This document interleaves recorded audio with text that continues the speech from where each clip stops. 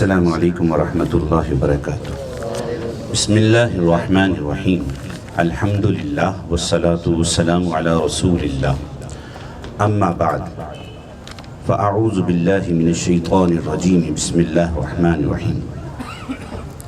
وَلَن تَرْضَ عَنْكَ الْيَهُودُ وَلَا النَّصَارَى حَتَّى تَتَّبِعَ مِلَّتَهُمْ، صدق اللہ مولانا العظیم۔ اللہم صلی علی سیدنا مولانا محمد معدن الجود والکرم وآلہ وبارک وسلم۔ مکرم اور محترم پیارے دوستوں، چند تلخ باتیں منظوم انداز میں نوید بھائی ابھی سنا کر گئے ہیں بزبان حفیظ طائب صاحب کی، اور اس میں یہ کہا گیا کہ مدحت لکھنے بیٹھا تھا، نوحہ لکھ دیا ہے۔ باقی باتیں آپ نے سنی، اس میں ایک چھوٹی سی نظم میں بھی سناؤں گا، غزل۔ اس میں تھوڑا سا حوصلہ ہے، تھوڑی سی شکایت ہو گئی، اب تھوڑا سا حوصلہ دینا ہے۔ حوصلہ دے کر پھر کچھ تلخ اور کڑوی باتیں کریں گے، اور موجودہ حالات کے حوالے سے کچھ گزارشات ہو جائیں گی۔ ترتیب آپ دے دیجئے گا، گزارشات میں کیے دیتا ہوں۔ ایک شاعر ہیں منظر بھوپالی صاحب، انہوں نے یہ غزل کہی تھی، کہتے ہیں طاقتیں تمہاری ہیں، طاقتیں تمہاری ہیں، خدا ہمارا ہے۔ طاقتیں تمہاری ہیں، خدا ہمارا ہے۔ جزاک اللہ، جزاک اللہ۔ طاقتیں تمہاری ہیں، خدا ہمارا ہے، عکس پر نہ اتراؤ، آئینہ ہمارا ہے۔ حالات جو ہو چلے ہیں وہ ہم باوجود اس کے کہ وطن عزیز پاکستان میں آزاد تصور کیے جاتے ہیں، 14 اگست کو آزادی بھی مناتے ہیں، لیکن فکری طور پر، معاشی طور پر، اقتصادی طور پر، سائنسی حوالوں سے ہم مجموعی اعتبار سے صرف جسم آزاد ہے اور باقی طور پر ہم غلام ہیں۔ لیکن شاعر یہاں پہ کچھ یوں کہتے ہیں، آپ کی غلامی کا بوجھ ہم نہ ڈھوئیں گے، آپ کی غلامی کا بوجھ ہم نہ ڈھوئیں گے، آبرو سے مرنے کا فیصلہ ہمارا ہے۔ طاقتیں تمہاری ہیں، خدا ہمارا ہے، عکس پر نہ اتراؤ، آئینہ ہمارا ہے۔ آپ کی غلامی کا بوجھ ہم نہ ڈھوئیں گے، آبرو سے مرنے کا فیصلہ ہمارا ہے۔ عمر بھر تو کوئی بھی جنگ لڑ نہیں سکتا، عمر بھر کوئی بھی جنگ لڑ نہیں سکتا، تم بھی ٹوٹ جاؤ گے، تجربہ ہمارا ہے۔ مسلمان کو استقامت کہا گیا ہے، استقامت تم اور جد و جہد جاری رکھو، سامنے والا ٹوٹے گا، صبر رکھو۔ کربلا سے، سارے مقامات سے ایک ہی پیغام ہے، عمر بھر تو کوئی بھی جنگ لڑ نہیں سکتا، تم بھی ٹوٹ جاؤ گے، تجربہ ہمارا ہے۔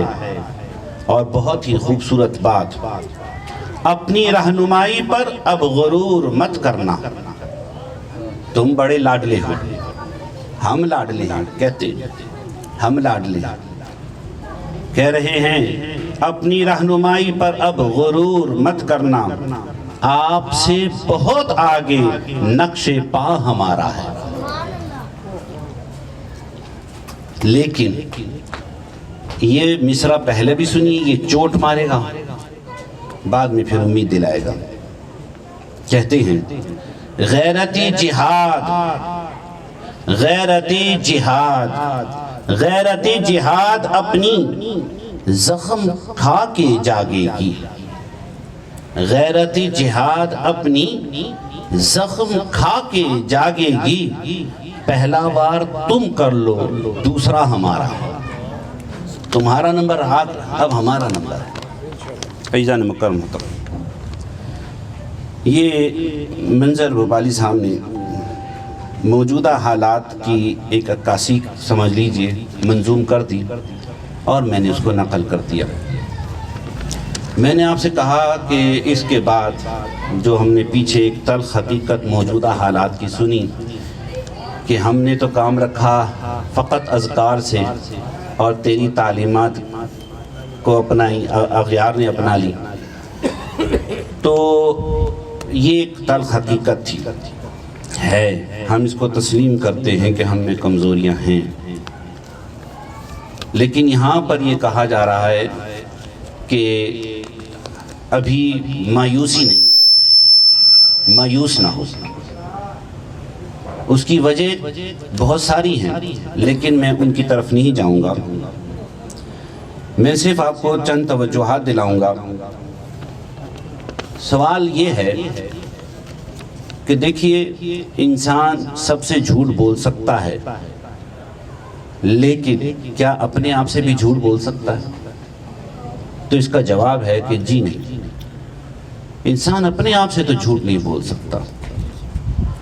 اگر یہ جواب درست ہے، اور جی ہاں حقیقتاً یہ جواب درست ہے کہ انسان اپنے آپ سے جھوٹ نہیں بول سکتا، تو میں یہ بات جانتا ہوں، بچپن سے سنتا ہوں، یہودی ہمارے دشمن ہیں، فلاں ہمارا دشمن ہے، اس نے یہ کر دیا، اس نے وہ کر دیا۔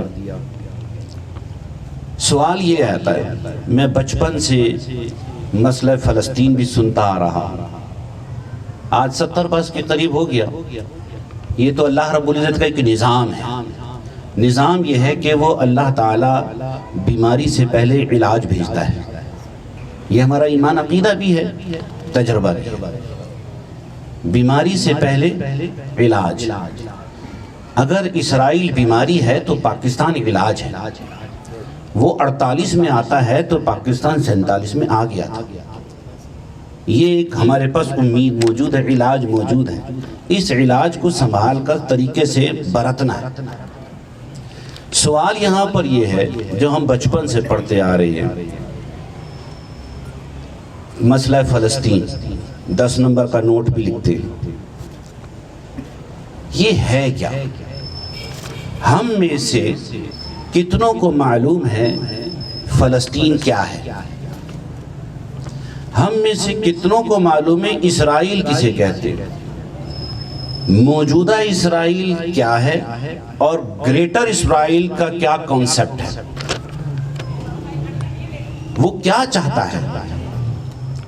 یہودی جو دشمن ہے ہمارا، جس کو قرآن نے کہا یا ایھا الذین آمنوا لا تتخذوا اليہود والنصارى اولیاء، اے مومنو تم نے یہود و نصارہ کو دوست نہیں بنانا، اور جو انہیں دوست بنائے گا وہ انہی میں سے ہوگا، اور اللہ تعالیٰ ظالموں کو پسند نہیں کرتا۔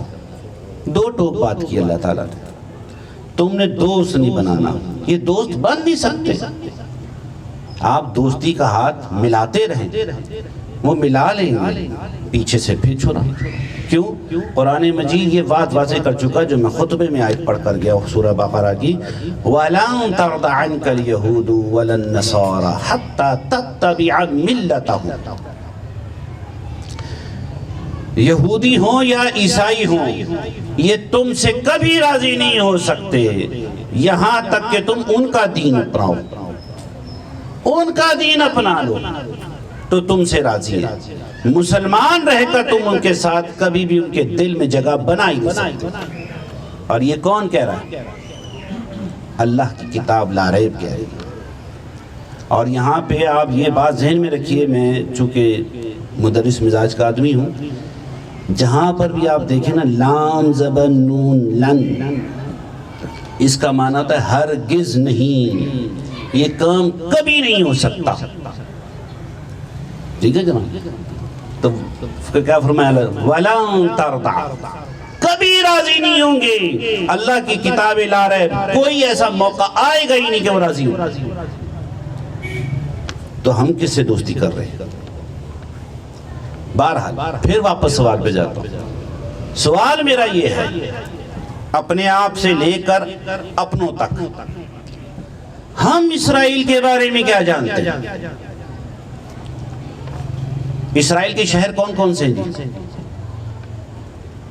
یروشلم ہم ٹی وی میں سن لیتے ہیں، تھوڑا سا تل ابیب سن لیا ہوگا. انہیں تو ہمارے چپے چپے کا پتہ ہے. ان کی کرنسی کون سی ہے،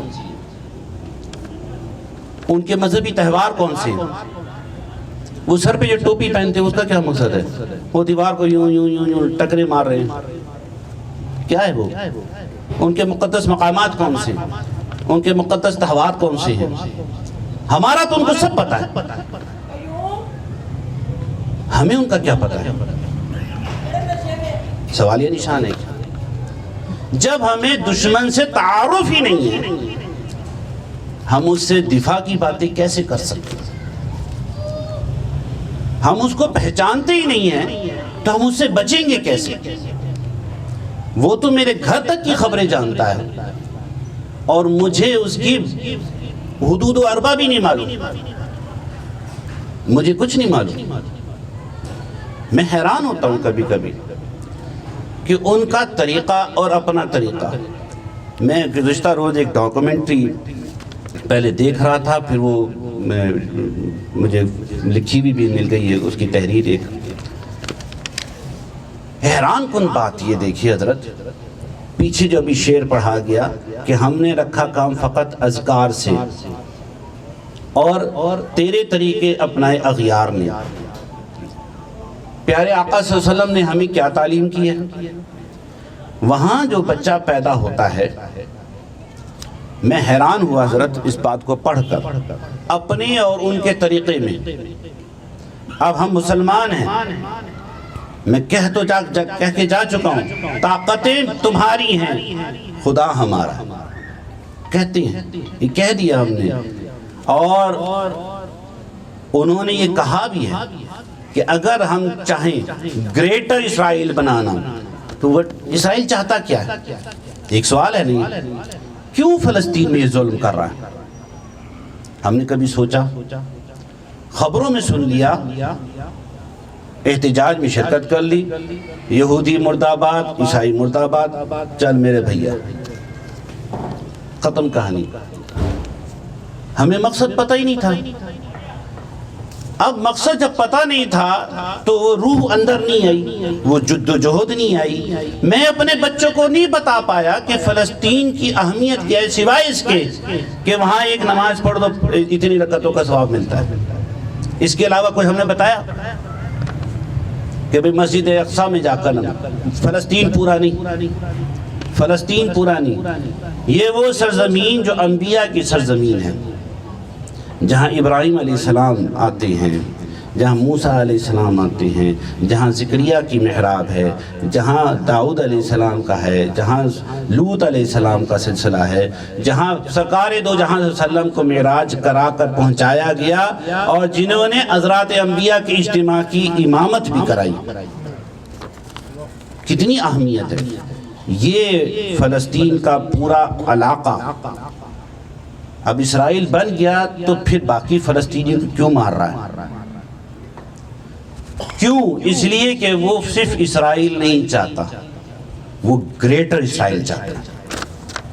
وہ 1.5 کروڑ آبادی جو بخل دنیا کے اندر پھیلی ہوئی ہے، اتنے سے تو ہے 1.5 کروڑ کیا ہے جی؟ لاہور کی اس سے زیادہ آبادی بن جائے گی. 1.5 کروڑ پوری دنیا میں یہودی، 1.5 کروڑ، 1.25 لگا لو چلو. ہاں جدید اگر کوئی تھوڑا اسٹیٹس آ جائے، 70-80 لاکھ وہاں موجود ہے. پوری دنیا پہ راج، پوری دنیا پہ راج، اور مصیبت ڈالا ہوا ہے، لوگوں کو انگلیوں پہ نچایا ہوا ہے. کیسے اور کیوں؟ کیوں؟ تو اس لیے کہ انہوں نے یہ بات اپنے بچے کے ذہن میں ڈال دی ہے کہ تم اللہ کے پیارے ہو، اور یہ پوری زمین، یعنی یہ جو اسرائیل کا ٹکڑا ہے نا، یہ اتنی سی چھوٹی سی، اس کے لیفٹ اینڈ رائٹ جو عربی ممالک ہیں، ادھر لیبیا سے مصر تک اور ادھر عراق سے لے کے مدینہ پاک تک، یہ پورا ایک سرکل ہے۔ مصر ہے، اردن ہے، اور جناب تھوڑا سا حصہ اوپر ترکی کا بھی آتا ہے، اور پھر ادھر سے عراق ہے، کویت ہے، بصرہ ہے، اور پھر نیچے مدینہ پاک آ جاتا ہے۔ اس میں الریاض اور مکہ شریف کو شامل نہیں کرتے۔ وہ کہتے ہیں کہ یہ پورا ایریا ہمارے جد و آبا و اجداد کا تھا، ہم یہاں سے نکلے تھے، پھر کہیں پتہ نہیں کہاں بھٹک گئے، اور اب ہم نے یہیں آنا ہے، ہم نے یہیں بسنا ہے۔ وہ اسرائیل اتنے پہ وہ متفق نہیں ہیں جو یو این او نے ان کو 1948 میں دلا دیا ہے۔ وہ کہتے ہیں گریٹر اسرائیل، ہمیں یہ سارا چاہیے، جیسے انڈیا کہتا ہے اکھنڈ بھارت۔ وہ پاکستان کو قبول کیوں نہیں کرتا؟ یہ دھرتی ماں اس کو کیسے کاٹ دیے انہوں نے۔ ہم اکھنڈ بھارت کے قائل ہیں، ہم صرف بھارت کے نہیں، اکھنڈ بھارت، وہ گریٹر اسرائیل کے قائل ہیں۔ وہ کہتے ہیں کہ یہ ہماری مقدس جگہ ہیں، ہمارے آباء و اجداد کی جگہ ہے، اور ہم اس کے وارث ہیں، اللہ نے ہمیں اس کا وارث بنایا ہے۔ وہ اپنے بچے کے ذہن میں یہ بات ڈالتے ہیں۔ ان کا بچہ پیدا ہونے کے بعد جس چیز کو سیکھتا ہے، جب بولنا شروع کرتا ہے، بتانا شروع کرتا ہے، تو وہ کہتا ہے میں نے یہ جگہ لینی ہے۔ ہمیں کیا پتہ؟ اسی لیے میں بتا رہا ہوں کہ وہاں کے بچے کی پیدائش پر کتنا توجہ دی جاتی ہے، اور یہاں تو بس بچہ اس لیے پیدا ہوا ہے کہ ایک تو جلدی شادی ہو گئی ہے، امی کا منہ بند ہو جائے، گھر والے پوچھ رہے ہیں کیا ہو گیا، ابھی تک ہوا نہیں سلسلہ، ایک تو اس لیے، دوسرا ظاہر نسل بھی چلنی چاہیے، چلو کاروبار چلائے گا، پیچھے وراثت تھوڑی بہت جو بھی 2-4 روپے چھوڑی ہے وہ بھی دیکھنی ہے۔ اِنَّ لِلَّهِ۔ وہ تو یہ نہیں کہتے، وہ تو یہ کہتے ہیں یہ جو بچہ پیدا ہوا ہے، یہ پیدا ہوا ہے اس لیے کہ اس نے لیڈر بننا، اس نے حکومت کرنی ہے، اس نے بلین ٹریلینز کما کر لانے۔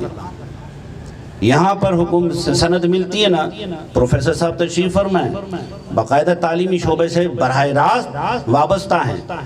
کیا ہے حالات؟ وہاں کسی کو ڈگری تب ملتی ہے جب کہتے ہیں 10 کروڑ کما کر دکھاؤ کہ تمہیں قابلیت آئی تعلیم کے مطابق، دین آپ کو اب دیتے ہیں۔ ہم کیا کر رہے ہیں؟ 5000 دو سند بن جاتی ہے، سند بن جاتی ہے۔ اِنَّا لِلَّهِ وَإِنَّا إِلَيْهِ رَاجِعُونَ۔ یہ وہ تلخ چیزیں ہیں جس کی وجہ سے ہم اسرائیل سے مقابلہ نہیں کر پا رہے۔ میرے عزیزو، آپ کو معلوم ہونا چاہیے وہ اپنے چھوٹے بچے کو تیر اندازی سکھاتے ہیں، جو میرے اور آپ کے پیارے آقا نے کہا تھا کہ تم نے سیکھنی ہے، تیراکی سیکھنی ہے، گھڑ سواری سیکھنی ہے، تیر اندازی سیکھنی ہے، تیر اندازی سیکھنی ہے۔ کیوں؟ تمہیں فوکس کرنا ہے، تمہیں کنسنٹریٹ کرنا ہے تاکہ تم رائٹ ڈیسیژن لے سکو۔ یہ حکمتیں ہیں۔ وہ ان کا اتنا سا پودنا سا تیر اور چیز کرتا ہے۔ ادھر بچہ روتا ہے، پکڑو دفعہ، دیکھو ڈوریمون، میری جان چھوڑو۔ یہ فرق ہے۔ اگر ہم یہ کرامت سناتے ہیں نا حضرت کہ فلاں ولی 15 پارے کا حافظ پیدا ہوا تھا، یہ ہماری ان مقدس ماؤں کی محنتیں تھیں، لیکن وہی آج یہودی کرتا ہے کہ ان کی ماں جب حاملہ ہوتی ہے تو وہ چیزوں کو پڑھ کے کرے، 2+2=4۔ بچہ پہلی میتھمیٹیشن جب آتا ہے دنیا میں، وہ پہلے ہی پڑھا لکھا پیدا ہو رہا ہوتا ہے۔ یہ وہ چیزیں ہیں تلخ جن کی بنیاد پر ہم اپنے دشمن سے مقابلہ کرنے کی سکت نہیں رکھتے، صرف نعرہ اور اس کے علاوہ کچھ نہیں۔ تو پھر تو ظلم ہوگا، پھر تو ہماری پٹائی لگے گی، پھر تو پٹائی لگے گی نا جی۔ لیکن کیا ہم ظلم ہونے دیں؟ تو سنیے، یہی ہماری غلطی ہے کہ ہم نے سمجھا ہی نہیں کہ جو مسلمان پر ظلم کر رہا ہے ہم نے اس کا ہاتھ روکنا ہے۔ ہم یہ کہتے ہیں اس پہ ہو رہا ہے نا، ہونے دو، میرے گھر کی خیر. میرے نبی علیہ الصلوۃ والسلام نے تو ہمیں یہ نہیں سکھایا. ہمارے پیارے آقا علیہ الصلوۃ والسلام نے تو خوبصورت مثال دی کہ اگر تم ایک کشتی میں سفر کر رہے ہو جو ڈبل اسٹوری ہے, اوپر والوں کو پانی چاہیے, وہ نیچے سے ایسے اوپر سے ڈول ڈالتے, سمندر سے دریا سے پانی لے لیتے. نیچے والوں کو چاہیے تو وہ اوپر سیڑھیاں چڑھ کر آئیں گے, پھر ڈول. تو اگر وہ یہ کہیں کہ یار اتنا اوپر جانا پڑتا ہے, ان کو تکلیف ہوتی ہے, ہمیں مشقت ہوتی ہے, تو ہم کیوں نہ نیچے کشتی میں سوراخ کر کے تو پانی یہاں سے ڈائریکٹ لے لیں. تو اوپر والوں کو روکنا چاہیے کہ نہیں؟ اگر وہ نہیں روکیں گے تو سب ڈوب جائیں گے. یہ پرابلم ہے. نبی کریم علیہ الصلوۃ والسلام نے کہا تم صرف یہ نہ دیکھو کہ تمہارے گھر کے آگے کوڑا نہیں ہے, دیکھو کہ معاشرے میں کتنا کوڑا ہے, معاشرے میں کتنا کوڑا ہے. ہم یہی کرتے, اپنے گھر کا کوڑا نکالا, اپنے گھر کے آگے سے باہر کر دیا, گھر صاف ہو گیا. سامنے والا, میں اپنے گھر میں شور کر رہا ہوں نا, تمہیں کیا, تم اپنے گھر میں رہو. نہیں, ہم سارے ایسے اکائی کی حیثیت رکھتے ہیں, ہم جسد واحد کی حیثیت رکھتے ہیں. یہی ہمیں حضور نے کہا تم ایک جسم کی طرح ہو. تمہاری مثال جسم میں آنکھ کی طرح ہے. جسم میں کہیں بھی تکلیف ہوگی تو آنکھ روتی ہے. مسلمان کہیں بھی تڑپے گا, ہمیں تڑپنا چاہیے. وہ چاہے ماضی میں یہی مسئلہ رہا, اس کو صرف عرب کا مسئلہ سمجھا گیا, امت کا مسئلہ نہیں سمجھا گیا. اس لیے آج بھی فلسطین کے اندر ظلم ہو رہا ہے اور ہمیں پتہ ہی نہیں ہے کہ مسئلہ فلسطین ہے کیا. پھر تھوڑے سے بمباری ہوتی ہے, میڈیا چونکہ آج کل بہت زیادہ فاسٹ ہو گیا ہے, ہمیں پتہ چل جاتا ہے بھئی یہ ہو گیا ہے, تو ہائے ہائے ہائے ہائے ہم کرتے ہیں. عزیزان مکرم, فقط ہائے ہائے سے کام نہیں بنے گا. اپنے دائرہ کار میں رہتے ہوئے ہم اس ظلم کی پرزور مذمت بھی کرتے ہیں, اور پھر جس کا جتنا دائرہ ہے اتنی مرمت بھی کریں. ابھی کسی نے یہ کہا تھا پچھلے دنوں کہ وہ ایک نمبردار صاحب تھے, وہ مسجد میں جھاڑو دے رہے تھے, تو ان کو امام صاحب نے دیکھا, انہوں نے کہا آپ جھاڑو مسجد میں دے رہے ہیں, ارے یہ صاحب کیا کر رہے ہو, جھاڑو واپس کرو. انہوں نے کہا قاری صاحب, امام صاحب, مولانا, آپ نے تو کہا تھا مسجد میں جھاڑو دو, ثواب کا کام ہے. انہوں نے کہا جھاڑو واپس کرو. او بھائی یہ ثواب ہم غریبوں کے لیے رہنے دو, تم غریبوں کی مدد کرو. تم نے یہ ثواب کمانا, اللہ نے تمہیں دولت دی ہے, تم غریبوں کی مدد کرو, تم مدرسے بناؤ, تم تعلیم پر خرچ کرو. تمہارا کام, تم جھاڑو دے کے تمہیں ثواب کمانا ہے. تو اگر حکمران صرف مذمت کریں گے تو ہم کیا کریں؟ وہ بھائی مذمت ہم کریں گے, آپ آگے کام کرو, آپ کا کام اگلا قدم ہے. آپ بھی مذمت ہی کر دیتے ہیں تو پھر نمبردار کی طرح جھاڑو ہی دیتے رہو گے. بات سمجھائیے نا.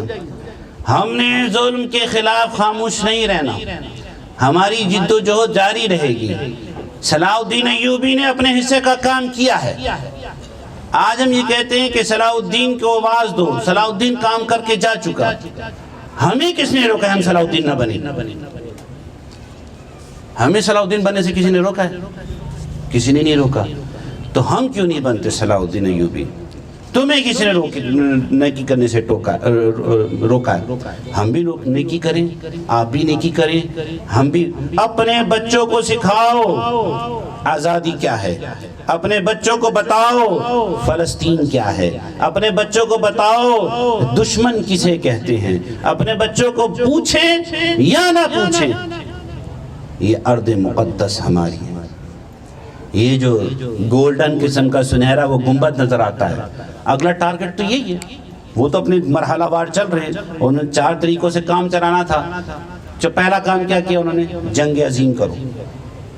دوسرا کام کیا کرنا تھا انہوں نے کہ لوگوں کو معاشی طور پر کمزور کرو اور اپنے آپ کو ان کرو, مسلمان حکومتوں کو توڑو, ان کے اندر کمزوریاں پیدا کرو.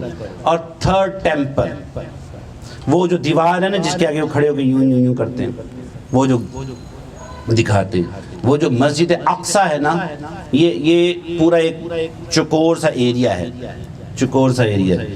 اس طرف گرے کلر کا گنبد ہے, وہ ہے ادھر. جو گولڈن والا ایریا ہے وہ جس کے نیچے چٹان ہے, ایک چٹان ہے.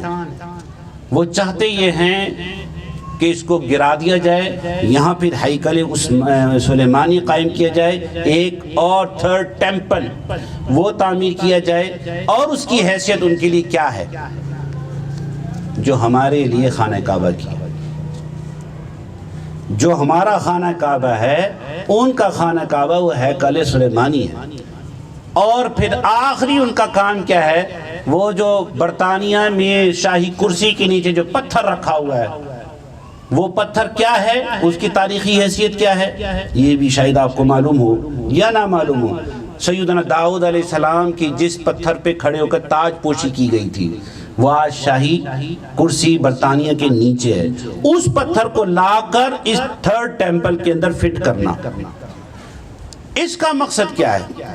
کہتے جب ہم یہ سارا کر دیں گے، یہ معبد، یہ عبادت خانہ ہم بنا لیں گے، تو پھر اللہ کی طرف سے ہمارا وہ مسیحا آ جائے گا جس کی وجہ سے ہمیں نجات ملے گی، ہم کامیابی پائیں گے، ہمیں فتح ملے گی، ہم حکمران ہو جائیں گے، وغیرہ وغیرہ وغیرہ۔ وہ اپنی وہ کام کر رہے ہیں، ہم کیا کر رہے ہیں؟ ہم تو ابھی تک یہی نہ جان سکے کہ ان کے مقاصد کیا ہیں، ہماری زندگی کا مقصد کیا ہے۔ ہماری زندگی کا مقصد کیا ہے؟ ہماری زندگی کا مقصد حضرت اسلام کے مطابق اپنے آپ کو چلانا ہے، کیونکہ ظلم، آخری بات، ظلم اس کی مذمت دین اسلام نے کی ہے۔ اور ظلم کیا ہوتا ہے؟ ظلم ہوتا ہے کسی شے کو اس کے صحیح مقام کے جو شریعت نے اس کا طے کیا ہے۔ ہم تو ظلم سمجھتے ہیں نا، کسی کو تھپڑ مار دیا، کسی کی زمین پہ قبضہ کر لیا۔ ظلم کی ایک جرنل تعریف، وضع الشیء غیر موضوعہ، کسی بھی چیز کو اس کی اصل مقام سے ہٹا دینا، فہو الظلم، وہی ظلم ہے۔ اس کا جو بھی اصل مقام ہے، جو بھی اس کا اصل مقام ہے جو شریعت نے متعین کر دیا ہے، اس سے وہ چیز ہٹ جائے گی، وہ ظلم کر دے گا۔ تو ظلم دین اسلام نے کبھی پسند، اللہ تعالیٰ فرماتا ہے میں ظالموں سے محبت نہیں کرتا، تو پھر ہم محبت کر سکتے ہیں؟ تو کیا ہم ظلم کر سکتے ہیں؟ پیارے نبی علیہ السلام نے فرمایا ظلم کو، ظالم کو بھی روکو، ظالم کی بھی مدد کرو، مظلوم کی بھی مدد کرو۔ مظلوم کی مدد تو سمجھ میں آئی، ظالم کی مدد کیسے ہو سکتی ہے؟ آپ علیہ السلام نے فرمایا اس کو ظلم سے روک کر، اس کو ظلم سے روکو جتنی تمہاری طاقت ہے، اور جو جانتے بوجھتے کہ یہ ظالم ہے اس کے ساتھ کھڑا ہو گیا، وہ اپنے آپ کو اللہ کے عذاب کے لیے تیار کرو۔ یہ وہ احادیث کا مختصر میں نے خلاصہ آپ کے سامنے رکھا، کچھ تاریخ آپ کے سامنے رکھی، باتیں تو میں نوٹس بنا کے لایا تھا، باتیں تو میں بہت ساری کرنا چاہتا تھا ظاہر ہے، لیکن ہمارا چونکہ اسکیجول وہ 1 گھنٹے کا ہوتا ہے، اس کے اندر ہم نے ختم کرنا ہوتا ہے۔ تو عزیزو، یہ عرض مقدس ہماری ہے۔ ان الارض یرثها عبادی الصالحون، قرآن مجید نے کہہ دیا کہ بے شک، علماء نے لکھا ہے، علماء نے لکھا ہے، یہ جو آیت سورہ انبیاء کی میں نے پڑھی ہے، کہ بے شک اللہ تعالیٰ نے اس زمین کا وارث نیکوں کو بنایا ہے، اور اس سے مراد امت محمدیہ علیہ السلام۔ اس ہے والتین والزیتون وطور سینین سے مراد یہ سارا یہ شام، تین سے مراد شام، زیتون سے مراد فلسطین، اور طور سینین سے مراد وادی سینا۔ یہ سارا کس کا ہے؟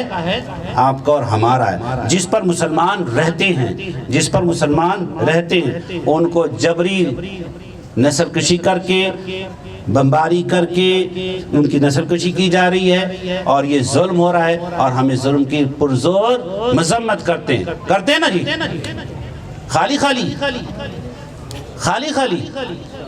انشاءاللہ، ہاں بھرپور انداز سے مذمت کرتے ہیں۔ اپنی نسل کو بتانا ہے، اپنے آپ کو سکھانا ہے کہ یہ اصل حقیقت کیا ہے، تاکہ ہمارے اندر شعور تو آئے۔ شعور نہیں ہوگا تو شعور رہ جائے، شعور نہیں ہوگا تو کیا ہوگا؟ یہ بزرگوں نے لکھا ہے شعور کے اندر عین جو ہے نا وہ علم کا ہے، شعور کے اندر عین علم کا ہے، علم نکال دو تو شعور رہ جاتا ہے۔ یہ سمجھیں ڈاکٹر صاحب، ایسا ہی نا جی، شعور میں عین علم کا ہے، اور علم نکل گیا تو شعور۔ تو ہم شعور نہیں کرنا چاہتے، جیسا کہ ہمارے بارے میں کہتے ہیں ہم قوم نہیں، ہم ایک کیا کہتے ہیں جھنڈ ہے، ایک رش ہے، تو ہمیں شرم آنی چاہیے نا؟ جی نہیں، ہم ایک قوم ہیں، ہم ایک قوم ہیں۔ اور کون سی قوم ہے؟ ہم زندہ قوم ہیں، ہم پائندہ قوم ہیں، ہم مربوط قوم ہیں، ہم منظم قوم ہیں، ہم الحمدللہ مسلمان ہیں، اور ہم باشعور ہیں، اور انشاءاللہ الرحمن اسی شعور، اسی علم اور اسی آگاہی کے ساتھ انشاءاللہ الرحمن اپنا کام کریں گے، اپنے حصے کا دیا جلائیں گے۔ نتیجہ نکالنا ہمارا کام نہیں ہے، کوشش کرنا ہمارا کام ہے، رنگ لگانا، نتیجہ نکالنا، منزل تک پہنچانا یہ رب ذوالجلال کے ذمہ ہے۔ اللہ رب العزت میں ہمارے لیے آسانیاں پیدا فرمائے، آمین۔ وآخر دعوانا الحمدللہ رب العالمین۔